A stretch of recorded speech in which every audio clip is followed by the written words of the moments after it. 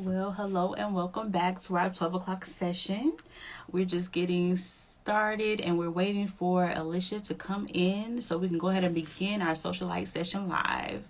So bear with us for just a few.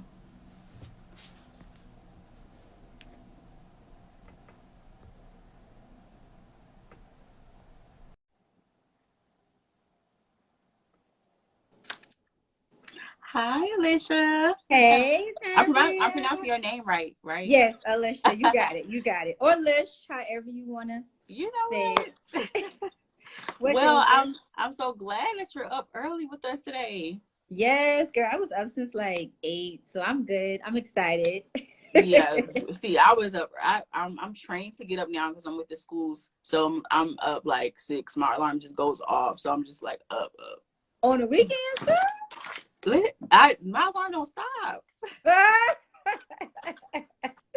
Well, nothing wrong with that, girl. Yeah, so I don't. So we just had our session at 11 o'clock. With Mm-hmm. glitter, glue, and goals. That was dope, right? So we're gonna continue it on. Because you Yes, were part of our initial socialite sessions launch, but that was during the Zoom. So now we're doing it live this time around. And right. I'm just very excited to hear all that you have to offer to the first generation college students or just first generation in general. Yes. So today, this is Socialite Sessions Live. I'm the host, executive director, and founder of Miss Socialite Initiatives, Tambria Hargrove. And today, we're going to talk about how prospective first generation students can use their resources wisely when it comes to budgeting and just attending college and things of that nature. And so, what I'm going to do is allow Alicia to talk a little bit about herself, and then we could just start talking about how we can work on these finances. There you go. Well, hello everyone. My name is Alicia Gage, and I'm the owner of Alicia Financial Corner, excuse me, where I specialize in helping individuals budget, save, eliminate debt, and build their education. I am an author of No Thanks, I'm on a Budget, also a financial coach and a certified financial education instructor. So I just want people to be out here living their best life Yes. financially, so any opportunity I get to speak, I am more than welcome because I just want to spread my knowledge about finance to people. So, yep, And that's a little bit about me. we're glad you're here as well. So let's start off with what was your experience like when it came to preparing for college financially? So to be honest with you, I'm going to be very transparent. I love this topic about college. I did not prepare for college at all. And it was mostly because finances in my personal household, no one knew. It was very quiet. I didn't know about college funding and how expensive it was until I actually went to college. Exactly. So preparing in terms of like just saving for room expenses and computers. It's like you didn't realize, you like, girl, computers is really like $300 out here. It And is. yes, just like everything else. So I did not prepare for college at all. Yeah, so yeah. So knowing what you know now, because I'm kind of like the same. I was first generation. I had no idea. It was just like, I went to a private school and it was just like 30 grand per semester. And then when that second semester hit, I was just like, wait a minute, I'm gonna have to pay all this back. Like this is my debt. This is my money. So Right. yeah, I was so like, it was just like an awakening. And then luckily we had computers on campus. We had like different computer rooms, so I didn't have to try to find a laptop or anything. But if you are Mm, looking for a laptop, they have them at Walmart for like $200 on the yeah. holidays. Yeah. Now Yeah, that I so think about it, I'm sorry, but now that I think about it, them computers were a little bit more expensive when I was in school. It was like 4 or 5, but I think they kind yeah, of went down. Yeah. So that's exactly. a good tip right Yeah. there. Yes. And there's something else. I think it was like Best Buy. They have like a box or whatever where they get used Hmm. computers. I forgot the name of the system, but I'll post it later. So yeah, like so knowing what you know now, when it comes to expenses, like what would you recommend to have per month, for anyone just going on a whim and just going off to college without knowing anything? Like what would you say is like the best budget or to have when going to college of your own money to be spending out of pocket? I mean, for own money in terms of, this is not tuition, this is just expenses. Yes. I would probably say roughly between 2 to 3 thousand per semester. So maybe about 4 or 5. That's because it can give you a cushion, Yes. because I don't feel that personally at 18, kind of like worrying about a job and trying to pay for expenses should be your top priority. This is your first year in school. You're trying to adjust. So trying to figure out how to pay for college and all those expenses at the same time. Sometimes it can cause you to miss out on your education. Yeah. And even just talking a little bit about it later, there's different like scholarships and things that you can qualify. That's all based on your GPA. So if you are out here trying to work and you kind of mess up with your Yeah. GPA, that's going to hurt you. Yeah. So I would say a good between like 2 to 3 each semester, which is about 4 or 5, something like that per year. That way, especially your first year, because you're talking about a whole everything new. So you might want a TV there. You got to think about all the laundry expenses, all the like your bedroom set and all of that, clothes and shoes and all of that. There's so many things that you need to take into consideration. And then just also beyond just when you first get there, you got to think about, okay, 18, 19, you want to go out with friends. Like, you want to enjoy the college experience, right? So you want to Exactly. go out with friends. You want to go to parties. You want to, eat out from time to time. You want to be able to enjoy. So why not save for it? And the earlier you save, the better. So that's my recommendation. Exactly. So you guys need to be strategic about these graduation parties. 50 relatives, Ah, 50 relatives, $10, $100, whatever, yes. Yes.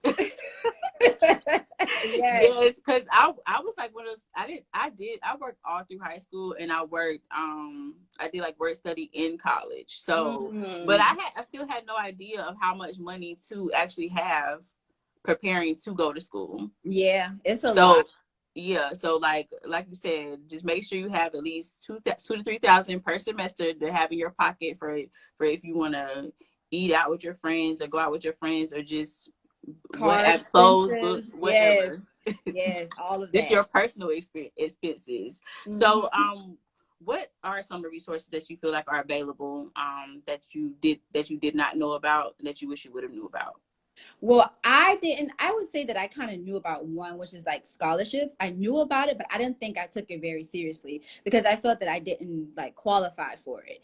Right. But when I tell you there's over millions and millions of dollars that is available to people that we don't really know about. So a recommendation is definitely just go to scholarships.com, www.scholarships.com. And what I love about it, and also FastWeb too, you can choose the type, you can narrow down your search. So, African American, they have scholarship money for just being African American. They have scholarships for your particular degree. So I would definitely recommend those because there's money out there, and take those stuff seriously. Some of them are just like write a 250 essay, 250 word essay. That's Yeah. not a lot, right? Take some time every weekend and pull out one and just start writing. So that's one resource. Also, utilize your high school counselors, your guidance counselors.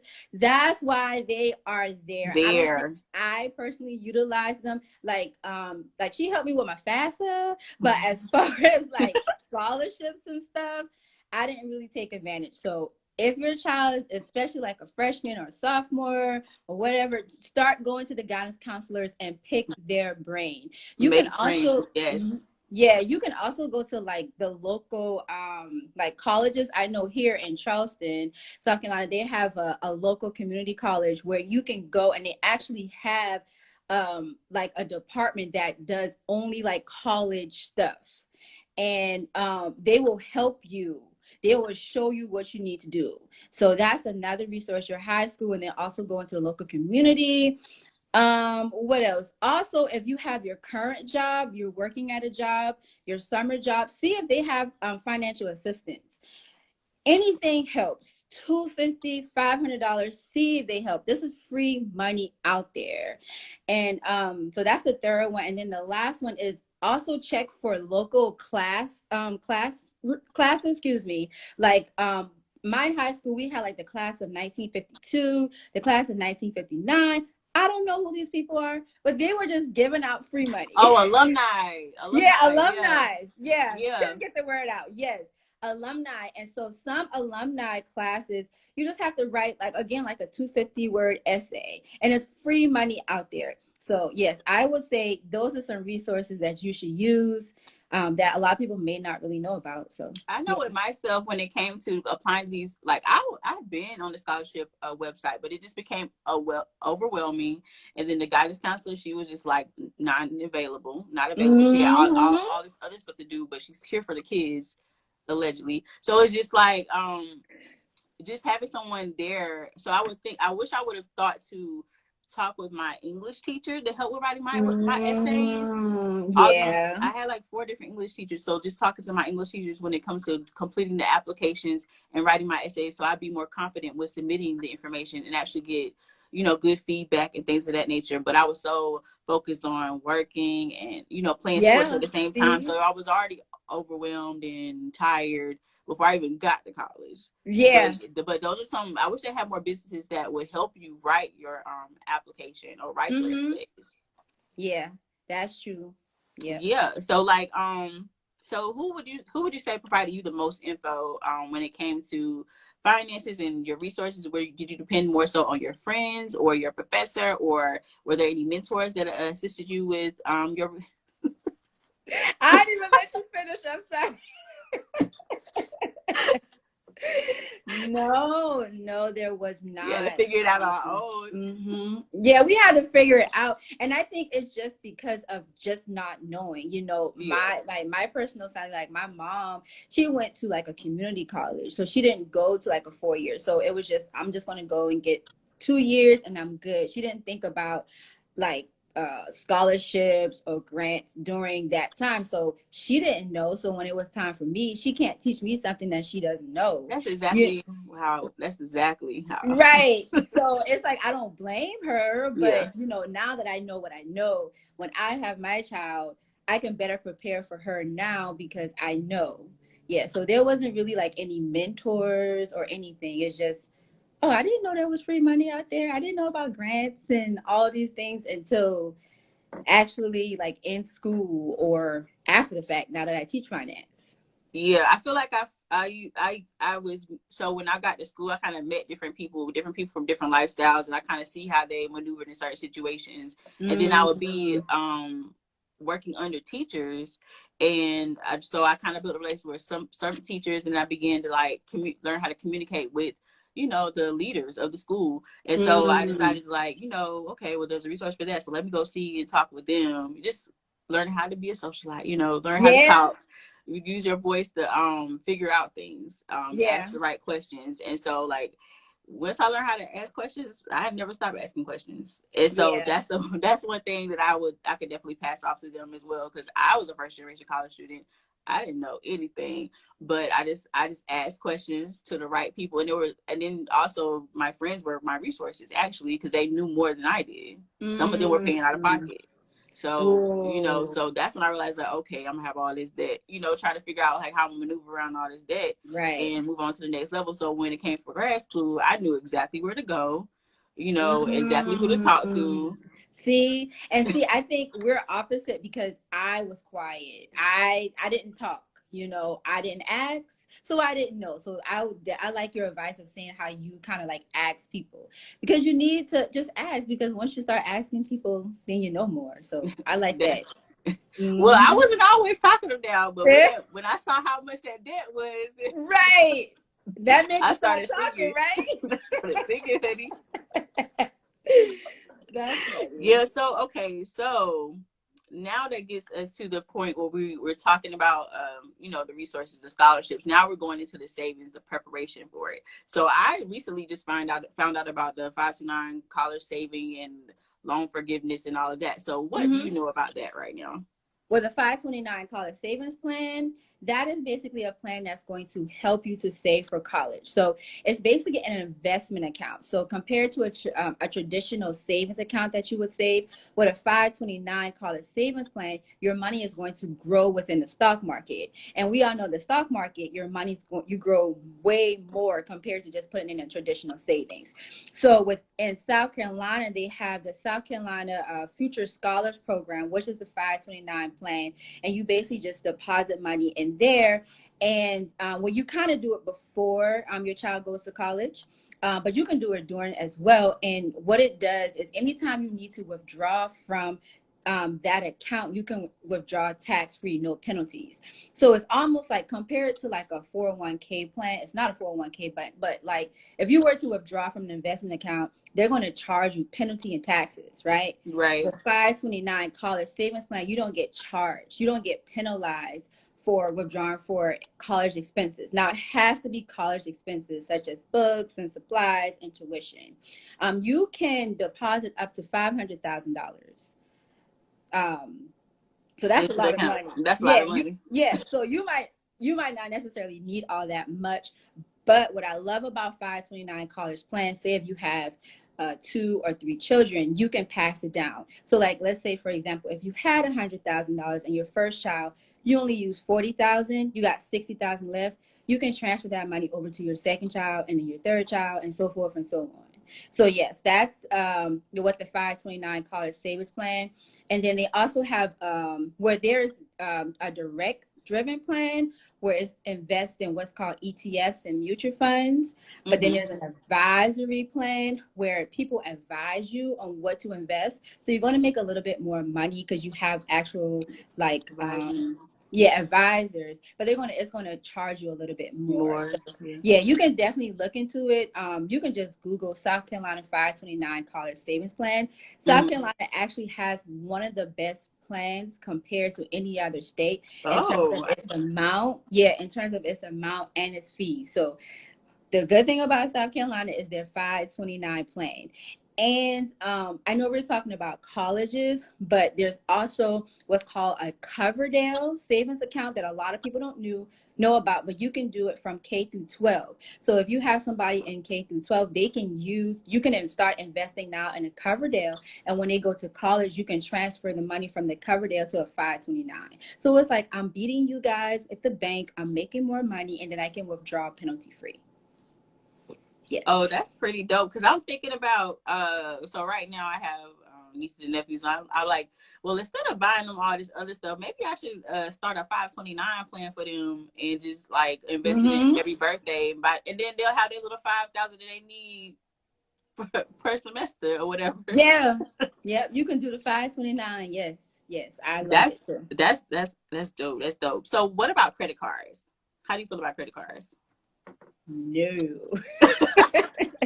Say no to credit. They are like, because okay, by the time you graduate, you're not gonna be able to get, your credit is gonna be like, eh. So what do you think about that? I'll let you talk about it. Well, I feel that there's other ways that you can boost your, I would say establish credit beyond just a credit card. You have what's called like secured loans that you can apply, like credit builder loans, where you don't have to like have credit and you can start building your credit that way. There's so many different ways beyond a credit card. I personally don't think you should have it because, to be honest, what 18-year-old is going to use it for good? Right? Like, so just to be honest with you, like when I was growing up, when my first credit card, to be very transparent, was $500, and my mom was like, emergency purposes only. Well, emergency purposes only was the cash was closed and it's 11 o'clock and I don't want ramen noodles again, so I'm going to go to McDonald's or Burger King or whatever. And what started as $500 started going to $1,000 to $2,000. So I was like $5,000 in debt at 23 years old because of those little $10 and $5 charges that I didn't think was good, right? And I feel like even just with credit cards, when you start at 18, because you are new to credit, what a lot of people don't tell you, you're new to credit, your interest rate is going to be very high because they Mm, don't know you. It's like I'm building a relationship with you for the first time. So people don't know how you're going to pay back. So banks are going to charge you over like 20% interest. And that's a very high interest rate. And so like for me, there was one point when I graduated, my credit card was at 5,000. I maxed it ooh, out. yeah, Yeah, at 22, and it kept going up. But we ain't gonna talk about that. yeah. That's another day. That's another Yeah, day. but can you imagine $5,000 because of college expenses, and then I was only paying maybe like $40 a month, and I didn't even know that out of that $40, only $15 was being applied to the balance. So that Ooh, means interest. right. I was giving the bank so much money. Like if I didn't tackle down my finances, I would have been still paying on that credit card to this day if you want to say it, because $15 for 5,000, that's a lot of years. So I wouldn't recommend it while in school. There's a lot of other ways to build credit that I can definitely share like later on. But yeah, Right. So so right now, with the students that are, it's like we're in the pandemic, and there are a lot of COVID, there's a lot of COVID relief programs going on. Are there any particularly aimed at students right now that you know of, and when it comes to finances or anything like that? Yes, there is one, but it's only for students that are actually in school. It's called the COVID-19 Impact Scholarship, and I think they're giving away like 2,500. You can go to scholarships.com and get more information. But yeah, there is one for individuals that are already in school. That's the only one I personally know about. So how do you feel about so speaking of being already being going through all of this and already being in school and graduating, and so after graduation you have to pay those loans back. Mm-hmm. You have to start these, you have to figure out your plan and things of that nature. And so for the people who go back to school or people who are just in school, do you feel that they should start paying back their loans then, in order for the only reason I say that is because of the forgiveness program. With the forgiveness program, they say that you have to do like 120 payments back to back. And Mm-hmm. so how do you feel about that? Yeah, the earlier that you can start paying while you're in school, the better. Well, for one, because interest is what kills all of us with student loans. And if you look at those income-based repayment plans, a lot of people don't know, but it's a negative amortization loan, which means that even though you're paying for the loan, you're actually really just paying the interest, and your balance Right. is to increase year after year after year. So, I mean, it's a benefit so that you won't default, but essentially, you're always going to be in debt unless you pay more than the minimum payment. So, I would recommend the earlier you start tackling it down, the better. So, as soon as you can start, pay it off. Yes, I do. Yeah, because I just found out that all those times I was in those different programs or working with the schools, I could have been like started the income driven plan, and I Mm-hmm. would have definitely had 120 payments down packed, and definitely would have got all of my loans forgiven. So Right. better late than never. Yeah, there's two types. So with the school, there's the teacher forgiveness. So Mm-hmm. that one I think is only like 5 years. That you have to work somewhere for 5 years, and I think there's a certain criteria what type of school. But the other one is for like federal Public government, service, like public service. nonprofits and all that. Yeah, yeah, And public so service. I know some teachers do qualify under that as well, because I know Which I had ones? qualified under Oh, okay, public the public service. service. Okay, okay, yeah, So but I've been telling everybody I know about that one. yeah, the earlier you start, the better. So, yep. Okay, so what is like the most important advice that you can give to anyone in regards to budgeting and financing and just tackling the new world of finances and college and budgeting and all of that? What is something Mm-hmm. that you can give? So I would definitely say just start.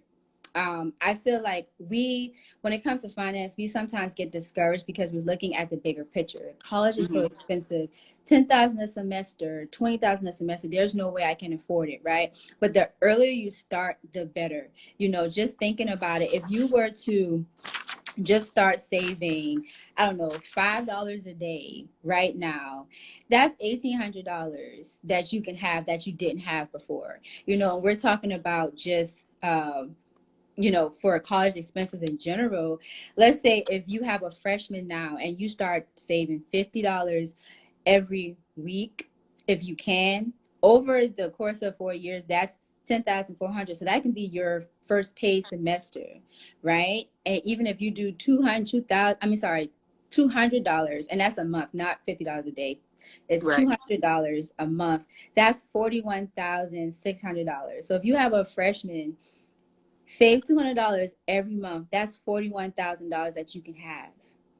41. That's paid college. That's the whole thing. Yeah. That's paid, and that's not even including the interest. That's not including what you would get with a 529 college savings plan or any type of investment. That's just you putting $200 a month aside.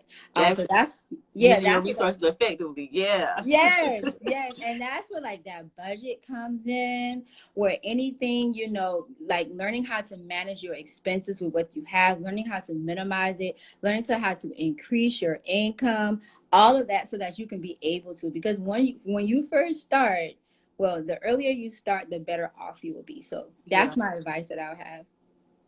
And that's some great advice. And I do want to thank you so much for working with us again. Yes. It was so great seeing you. I'm definitely going to have to rewatch this so I can take notes the next time around. Yes. And this is going to be conclusion of this segment, but we will be back at 1 o'clock to talk about public service.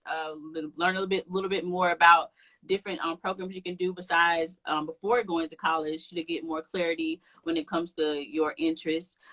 So we'll have Public Allies DC Vice President and Executive Director, Miss Nikisha Jones, coming in at 1 o'clock. And thank you so much. And this will conclude the segment for Socialite Sessions Live. Yes. Oh, you're welcome. Thank you for having me. Thank you. You have a nice Saturday. All right. You too. Bye. Bye.